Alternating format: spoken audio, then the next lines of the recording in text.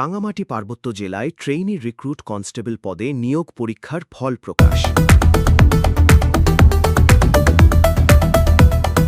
সেবার ব্রতে চাকরি এই স্লোগানে রাঙামাটি পার্বত্য জেলায় নিয়োগযোগ্য শূন্য পদের বিপরীতে শতভাগ মেধা, যোগ্যতা ও স্বচ্ছতার ভিত্তিতে বাংলাদেশ পুলিশের ট্রেইনি রিক্রুট কনস্টেবল টিআরসি পদে নিয়োগ পরীক্ষা ফেব্রুয়ারি ২০২৬-এর চূড়ান্ত ফলাফল প্রকাশ করা হয়েছে।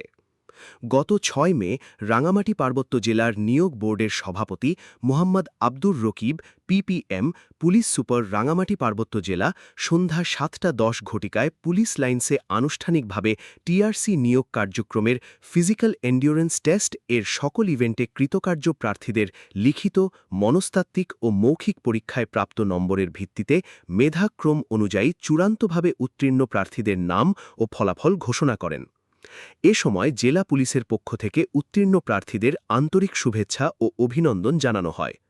পুলিশ সুপার তার বক্তব্যে চূড়ান্তভাবে উত্তীর্ণ প্রার্থীদের অভিনন্দন জানিয়ে সততা, নিষ্ঠা ও পেশাদারিত্বের সাথে দেশ সেবার মনোভাব নিয়ে বাংলাদেশ পুলিশ বাহিনীতে দায়িত্ব পালনের আহ্বান জানান।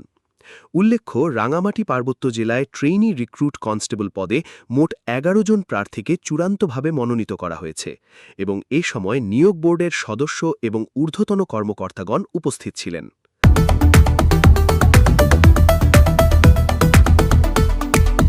আহমেদ রুস্তাম রায়হান, নির্বাহী সম্পাদক, সাপ্তাহিক পার্বত্য কণ্ঠ।